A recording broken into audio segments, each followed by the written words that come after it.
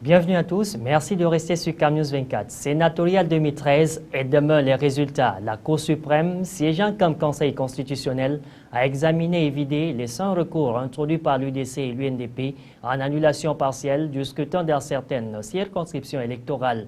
Les magistrats de la plus haute juridiction camerounaise ont dit le droit. C'était ce 26 avril à la Cour suprême siégeant comme Conseil constitutionnel. Et comment les formations politiques ayant saisi la Cour suprême appréhendent-ils le verdict du Conseil constitutionnel? Réponse dans cette édition d'information. Fête internationale du travail, accélération finale, AJ-2, la fièvre des préparatifs monte d'un cran dans les différents secteurs d'activité.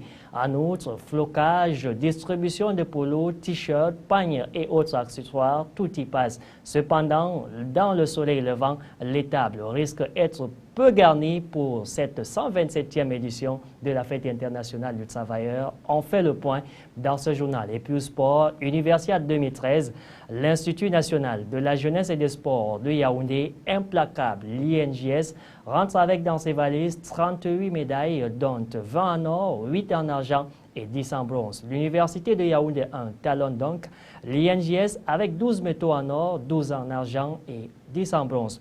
L'Université du Golfe donc de Guinée se hisse en 3e position avec 10 médailles en or, 7 en argent et 8 en bronze. La plus jeune des universités d'État se hisse quant à elle donc en 6e position pour cette grande messe sportive des COPS. Nous y reviendrons donc en large dans ce journal. Mesdames, Messieurs, voilà pour la vitrine. Bienvenue à tous, merci de nous accorder votre préférence. Nous le disions en titre, sénatorial du 14 avril 2013, la haute juridiction a vidé le contentieux électoral après 5 heures d'examen des réclamations introduites en annulation partielle du vote dans certaines circonscriptions électorales. Les magistrats de la Cour suprême, siégeant comme Conseil constitutionnel, ont dit le droit ce 26 avril 2013. Les recours, 5 au total, émanaient de l'Union démocratique du Cameroun et de l'Union nationale pour la démocratie et le progrès. L'occasion faisant le larron, la rédaction de CamNews 24 s'est intéressée à l'attitude des principaux acteurs ayant saisi le Conseil constitutionnel. Reportage.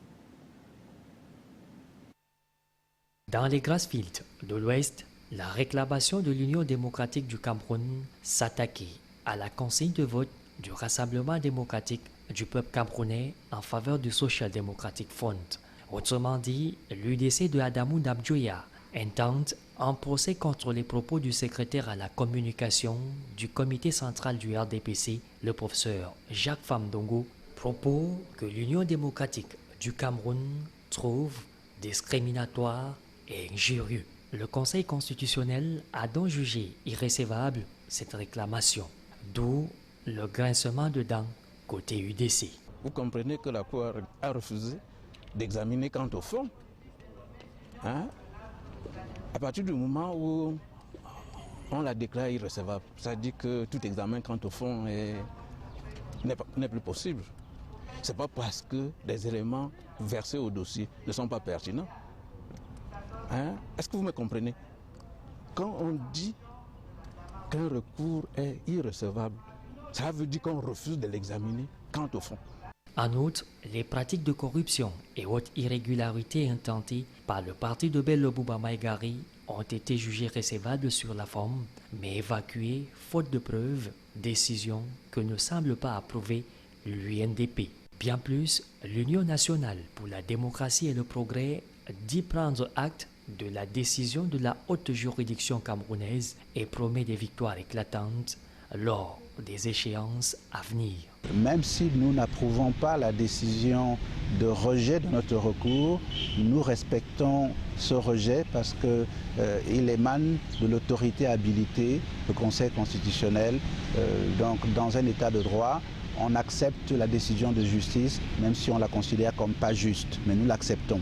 L'examen des recours en annulation du scrutin partiel a également vu le désistement de l'UNDP dans certaines circonscriptions électorales. Mais alors, quels sont les véritables mobiles de cette attitude? Nous sommes désistés parce que nous ne voyions pas l'opportunité politique de poursuivre cette opération de recours dans la mesure où la principale circonscription où nous avions de bonnes chances de gagner l'élection, la circonscription électorale de la Damawa, nous avions introduit un recours bien documenté, bien argumenté. Nous avons plaidé pendant plus de 2h30. La Cour ne nous a pas écoutés. Le contentieux électoral étant vidé, rendez-vous ce lundi 29 avril 2013 à 11h pour la proclamation des résultats de la toute première sénatoriale de l'histoire de la politique moderne du Cameroun.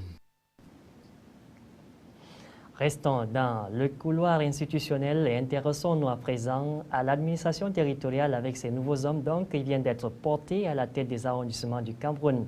Le président de la République, son Excellence Paul Biya, a signé un décret en date du 22 avril 2013, un décret donc portant nomination des sous-préfets. Dans le Vori, pas de grands changements si ce n'est ce départ à la retraite. Josué Ngongang, Apollinaire Zobelbon pour les détails.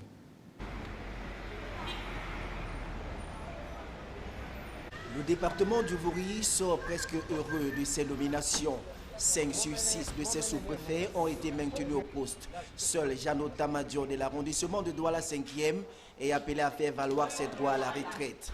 Dans les locaux de la sous-préfecture de Douala 1er, le patron des lieux a vu sa confiance renouvelée. C'est toujours un sentiment de satisfaction lorsque le chef de l'État vous renouvelle la confiance. Et je voudrais d'abord lui dire sincèrement merci, dire merci à mes patrons hiérarchiques, le préfet du Vori et le gouverneur de la région du littoral, qui nous encadrent et qui nous permettent tout naturellement de mener à bien nos missions. Pour lui, cette marque de reconnaissance du président de la République n'est que le fruit d'un travail de longue haleine. Lorsque vous travaillez, vous donnez naturellement satisfaction à votre hiérarchie et vous donnez satisfaction au chef de l'État qui vous a confié cette lourde charge. Dans les différents services de la sous-préfecture qu'il dirige, l'on se réserve de toute déclaration.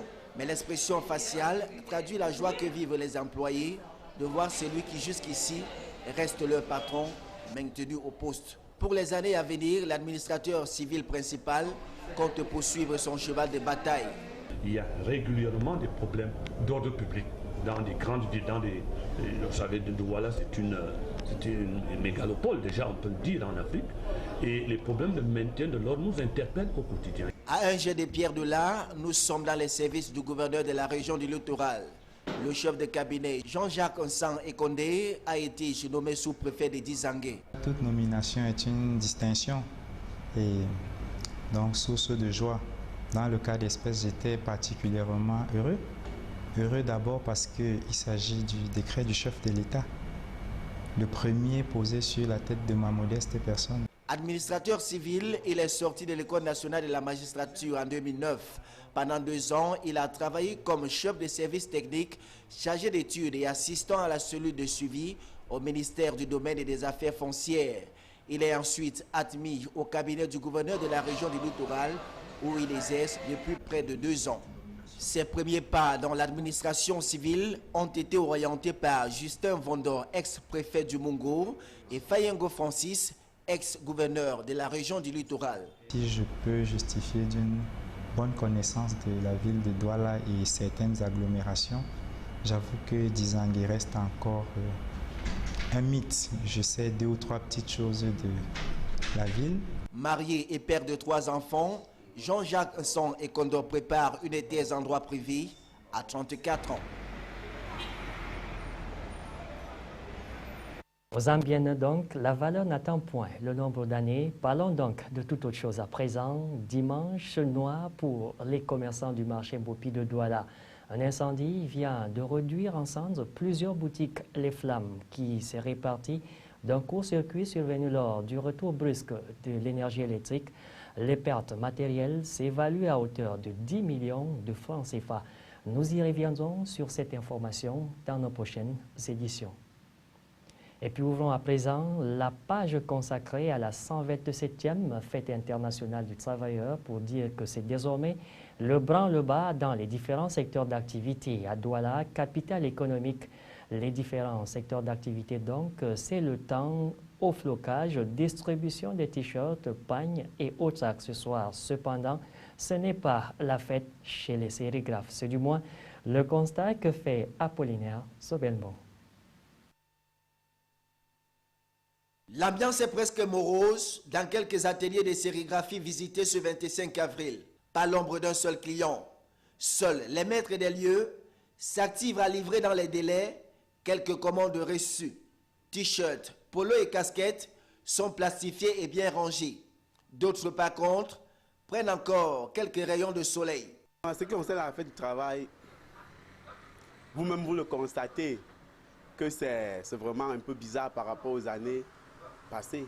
L'année surpassée, c'était pas ça. L'année passée, c'était un peu... Cette année-ci, on peut dire que c'est pire parce qu'il n'y a pas l'embouteillage, il n'y a pas le travail. Les gens créent le dehors et Dieu. Ceux qui faisaient 200 t-shirts, ils viennent faire 100 et ils cassent le prix. Ceux qui faisaient 100 font 50. Et dans les sociétés, bon, généralement, des grandes sociétés font dans l'épargne. Nous, les sérigraphes, vraiment, ça ne va pas. Pour la plupart de ces sérigraphes, la majorité des commandes reçues ne sont que des entreprises mineures. L'augmentation du prix des vêtements sur le marché serait en partie responsable de la crise que vivent ces sérigraphes. Le problème, en réalité, c'est les tricots qui ont augmenté dans le marché. Et avant, on avait les moins 200, moins 300. Actuellement, ça a augmenté les tricots de couleur. Outre cela, certaines entreprises ont opté pour le tissu paille, mieux approprié pour la circonstance. De quoi donner du travail aux couturiers. Vivement donc que ces sérigraphes soient de la partie le 1er mai 2013. Cela dit, rendons-nous tout de suite dans la région du Nord-Ouest pour dire qu'à Bamenda, les préparatifs gagnent également en intensité dans les entreprises, aussi bien publiques, privées que parapubliques de cette ville. Eh bien, la célébration, en dépit de la timidité observée dans quelques ateliers de la capitale régionale du Nord-Ouest, donc, il est important de préciser que cette autre édition de la fête du travailleur est placée sous le signe d'un travail décent et lutte contre la corruption. Nous y reviendrons également en plus d'informations sur cette actualité du côté du Nord-Ouest. Dans le soleil levant, les travailleurs risquent de n'avoir rien à servir à leurs convives. Et pour cause, le panier de la ménagère subit une cure d'amaigrissement au quotidien et ploie sous les poids les pesanteurs économiques. Une situation qui trouve son essence dans les projets structurants. Les précisions avec Ernest Ateba, Roméo Tigan. Il est environ 8h30 ce matin au marché central de Ndumbi à Bertois, où hommes, femmes et enfants vont et viennent à la recherche de denrées alimentaires de première nécessité qui coûtent moins cher. Les comptoirs sont bien achalandés en cette fin de mois, mais il y a un problème que vivent ces potentiels acheteurs. Il s'agit de l'augmentation sans cesse croissante des prix des denrées alimentaires par rapport aux années antérieures. Les vendeurs disent être aussi des victimes, résignés et pointent un doigt accusateur sur la MIRAP, la mission de régulation des approvisionnements des produits de grande consommation et les Gabonais qui écument les marchés de l'Est. Le constat est clair, la vie chère est désormais une réalité dans les espaces marchands de la capitale du soleil levant. Le panier de la ménagère en souffre au quotidien. Consommateurs et vendeurs se plaignent face à cette situation très peu encourageante dans une région essentiellement agricole. Normes et qualité à présent, l'ANOR veut se protéger et protéger les consommateurs. Une session de formation ouverte ce 23 avril à Yaoundé sur la maîtrise des exigences de la norme ISO 17020 s'est achevé. Depuis le 25 avril 2013, une vingtaine de cadres de l'agence y prenaient part. Explication, Jean-Pierre Bitongo, Alexis Claudamougou, Tivinapi. À l'ouverture de cette rencontre, l'on a appris que ces motivations sont à chercher dans les inspections conduites par les services et qui ne sont pas toujours acceptées par les acteurs socio-économiques. Ainsi, l'ANOR a le devoir de disposer d'un personnel outillé, qualifié et compétent, capable d'accomplir avec efficacité et professionnalisme ces inspections. L'objectif de cette session de formation, comme dans tout organisme qui se veut tourner vers l'amélioration, il s'agit pour l'ANOR d'améliorer de renforcer les capacités de son personnel qui y travaille tous les jours. Nous avons organisé ces séminaires avec l'appui d'un programme de l'Union européenne qui est le programme EDES, qui nous a fourni le consultant qui est assez outillé pour faire cette session de formation qui porte essentiellement sur la maîtrise des exigences de la norme ISO 17020, qui est une norme qui régit un peu les travaux Il est donc question de transmettre à la vingtaine de participants des savoirs, des savoir-faire et d'autres astuces qui leur permettront de mener à bien leur mission d'inspection au profit des entreprises et même des consommateurs, ce qui est un gage de la qualité des certificats de conformité délivrés par l'ANOR qui se positionne selon la vision définie par le gouvernement comme un acteur majeur dans le devenir du Cameroun comme pays émergent. Plusieurs thèmes sont animés sous forme d'échanges par Brian Henin du programme EDES et par Jean-Pierre Foka. Après cette formation organisée en collaboration avec le programme EDES, l'expertise acquise par les cadres de l'ANOR sera requise dans les prochains jours. Coopération économique à présent, la délégation du consortium ABA fait ses valises. Elle est conduite donc par Hassan Ali Ben Ali et vient de prendre le chemin de Doha en cette fin de week-end. C'est au terme d'une semaine de visite soldée par la signature de plusieurs mémorandats d'entente sous la supervision du Premier ministre, chef du gouvernement Philemon Yang. Retrouvons à ce sujet Salmon Foué, Marcel Vondo et Stéphie Bunjou. C'est au détour d'une accolade très chaleureuse, empreinte de convivialité et embaumée d'un parfum d'émotion que le président directeur général du groupe Fadil, Mohamedou Bayero, s'est séparé à l'aéroport international de Simalène de cette délégation d'hommes d'affaires arrivés à Yaoundé sur invitation du gouvernement camerounais. Pour le moins, cette visite ouvre des perspectives économiques prometteuses pour le Cameroun, à en juger le nombre important de mémorandats d'entente signés entre le gouvernement et le consortium ABA qui est, il faut le réitérer, multinational et pluridisciplinaire. Il s'agit d'une démarche qui consacre l'ère des négociations directes entre les parties et qui autorise d'espérer voir une arrivée massive des investissements du groupe au bénéfice du Cameroun et de ses populations. Le groupe ABA se positionne ainsi comme un potentiel partenaire crédible du Cameroun dans la voie balisée par le président de la République pour conduire son pays vers l'émergence à l'horizon 2035. Dans le sillage de cette nouvelle aventure économique, de nombreux emplois directs et indirects sont en perspective dans les domaines de l'habitat, des infrastructures hydrauliques, routières, des télécommunications et bien d'autres. En religion, Rimemba Elibev, la paroisse Notre-Dame de Lourdes de Lam dans le Nord, précisément à Guidère, vient de tenir une messe d'action de grâce en la mémoire du père fondateur de la paroisse de la ville de Lam. C'était ce 28 avril 2013.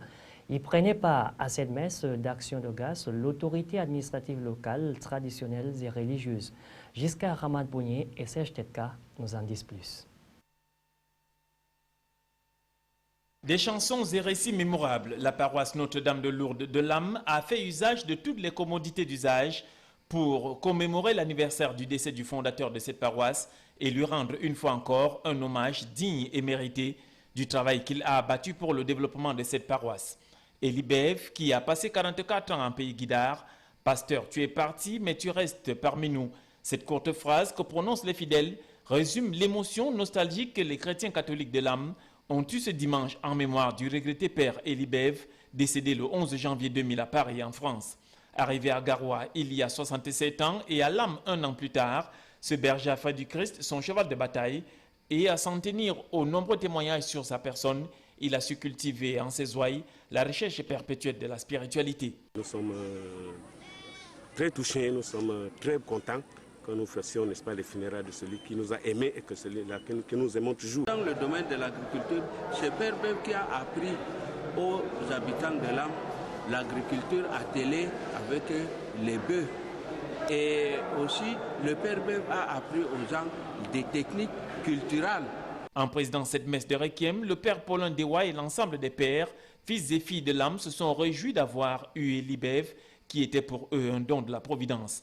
Grâce à lui, le village Lam jouit aujourd'hui d'une renommée à travers tout le pays et même à l'extérieur. Il laisse derrière lui des œuvres inoubliables telles que l'école catholique de Lam, le centre de santé et beaucoup d'autres réalisations qui resteront gravées dans le cœur et l'histoire de Lam en général et singulièrement du peuple guidard.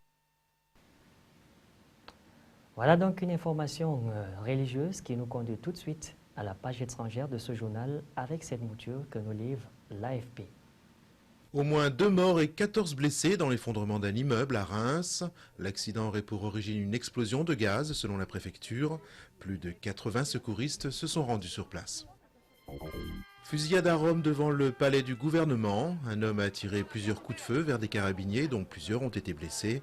L'auteur des tirs est un Calabrais de 49 ans, chômeur, qui voulait se suicider. L'attaque s'est déroulée au moment même où le gouvernement d'Enrico Letta prêtait serment au palais du Quirinal. Rien ne va plus pour François Hollande. À presque un an de mandat, seuls 24% des Français se déclarent plutôt satisfaits du président de la République, selon un sondage BVA publié dimanche dans Le Parisien. Malgré un chômage sans précédent, un scandale ministériel et son impopularité, François Hollande affirme toutefois vouloir maintenir le cap et n'entend pas se laisser impressionner. Boeing continue les tests de son 787 équipé de batteries modifiées. Dimanche matin, un Dreamliner de la compagnie japonaise ANA a effectué avec succès un test de 2 heures environ. Jeudi, l'Agence fédérale de l'aviation américaine avait levé l'interdiction du vol du 787 qui pesait sur cet appareil depuis 3 mois. Le mythique stade de Maracana de Rio de Janeiro a rouvert samedi dans une ambiance de fête. Après 2 années et demie de travaux, les mordus de football brésiliens ont pu découvrir le résultat des rénovations à l'occasion d'un match exhibition avec des stars du ballon rond. Pendant que la fête battait son plein, une manifestation d'une centaine d'opposants à la privatisation du Maracana se tenait aux abords du stade. Restons dans cette mouvance sportive pour dire que l'Universiade de Ngaoundéré 2013 existe donc la 16e édition. La cérémonie de clôture de ces Jeux universitaires s'est déroulée le 27 avril 2013 au campus de Dan et l'INJS reste incollable. L'Institut national de la jeunesse et des sports rentre donc avec dans sa gibecière 38 médailles dont 20 en or. La mère des universités, l'Université de Yaoundé 1, talonne l'INJS avec 12 métaux en or et Douala. L'université qui va abriter la 17e édition se hisse en 7e position. Donc, de ce rendez-vous des COPS, eh bien, on fait tout de suite le point avec Joseph Mouafou, Michel Ateba. La cérémonie de clôture de ces Jeux universitaires s'est déroulée le 27 avril au campus de Dan. Et l'INJS est resté incollable. L'Institut national de la jeunesse et des sports se succède et rentre avec dans sa gibecière 38 médailles dont 20 en or, 8 en argent et 10 en bronze. La mère de l'université de Yaoundé 1, talonne l'INJS avec 12 métaux en or, 12 en argent et 10 en bronze. L'université du Golfe de Guinée de Douala se hisse à la 3e position, mais la première parmi les institutions privées avec 10 médailles en or, 7 en argent et 8 en bronze. Les COPS de Tchang sont 5e. L'université de Yaoundé 2 est classée 4e. La dernière née des universités, celle de Maroua, vient en 6e position. L'université de Boya ferme la queue du classement, c'est-à-dire 10e. Elle est précédée des universités des montagnes, Ngaoundéré et de Douala. Pendant près d'une semaine, plusieurs milliers d'athlètes ont rivalisé d'adresse et d'abnégation. Mais Ngaoundéré, c'était aussi son lot de faits divers, les coups de vol, la tricherie, mais surtout la grosse frayeur qui a pris les organisateurs au sujet des infrastructures sportives. Pour certains, le campus n'était pas prêt et que la compétition s'est déroulée au forceps. Les prochains Jeux sont annoncés à Douala l'année prochaine. La capitale économique accueille la 17e édition. C'est par cette note sportive que nous mettons un terme à cette édition d'information. Mais avant de se quitter, la principale information à retenir ce soir, sénatorial 2013 et demain donc la proclamation solennelle des résultats de la toute première consultation électorale indirecte de l'histoire de la politique moderne du Cameroun. C'est donc à 11h à la Cour suprême, siégeant comme Conseil constitutionnel. Mesdames, Messieurs, au nom de toute l'équipe, de votre fidélité, merci et restez sur CAMNews 24.